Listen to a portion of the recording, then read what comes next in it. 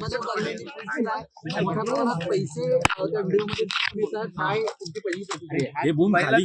प्रश्न तुम्हाला असा आहे, तुम्हाला महेंद्र आणि शेठ त्याच्यामध्ये दिसत आहेत का?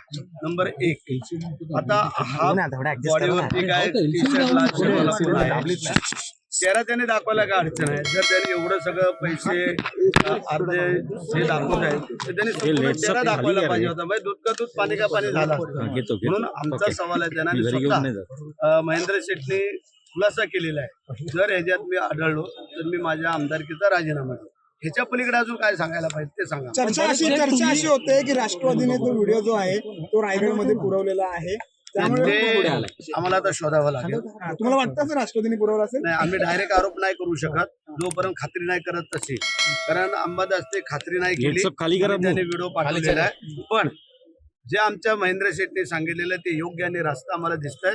त्यांनी पूर्ण बॉडी चेहरा दाखवावा आणि आमचा राजीनामा. विरोधक असं म्हणतात की सरकार उपाशी आहे आणि शेतकरी उपाशी आहे या सगळ्या व्हिडिओच्या माध्यमातून. विरोधकांकडे भांडवल काय आहे, हत्यार काय आहे? बरं, मी काय म्हणतो, शिवसेनेच्याच मंत्र्यांचे काय व्हिडिओ आहेत ते शोधावं लागतील. फक्त शिवसेनेला टार्गेट केलं जातंय का तुम्हाला? नाही, ठीक आहे, ते आता आम्ही काय सांगू शकत नाही. तुमचं संख्याबळ जास्त आहे, रायगडमध्ये सेनेचे आमदार जास्त आहेत आणि अशामध्येच कुठेतरी संख्याबळ कमी करायचं सुरू आहे का?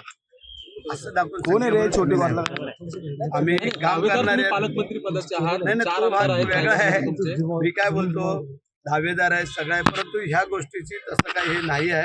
पण जे काय आरोप प्रत्यारोप होत आहेत त्याची पूर्ण खात्री करून आम्ही तुम्हाला ते प्रेशर टेक्निक केलं जातंय शिवसेनेवर.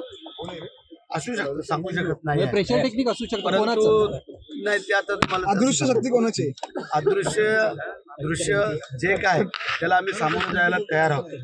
ज्याला कर नाही त्याला डर नाही, आणि त्या उक्तीप्रमाणे आमच्या आमदारांनी सांगितलेलं आहे.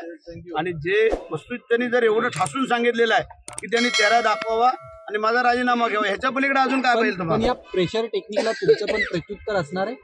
100%. कारण जर आम्हाला नाहक बदनाम करायचा जर कोण प्रयत्न करत असाल तर आम्ही खाली घ्या, तोंडात चालले बूम सगळे. आता आलोय, आता मी प्रश्न उत्तराचा तास संपला, मुख्यमंत्री आणि उपमुख्यमंत्र्यांच्या कानावर घालून आम्ही त्याची खात्री प्रकरणाला 1 वर्ष झालं, विरोधकांकडे मुद्दे नाही, उत्तर नाही, असं काय नाही आहे. झालं आता जे काय आरोपी जे सगळे आतमध्ये आहेत आपल्यालाही माहिती आहे. आता जर आरोपीच पकडले गेले नसते तर गोष्ट वेगळी आहे. तर आरोपी आतमध्ये आहेत हे आपण सगळे पाहिले. आरोपी फरार आहे सर या सगळ्या अजून भेटलेलं नाहीये. म्हणणं बरोबर आहे. आम्ही ठीक आहे ना, त्याची तुम्ही बोलताय नाही भेटला, आम्ही कुठं मान्य करतोय भेटला तू, परंतु इतर जे काय 7, 8, 9 आरोपी आहेत ते तर आतमध्ये आहेत. ठीक आहे.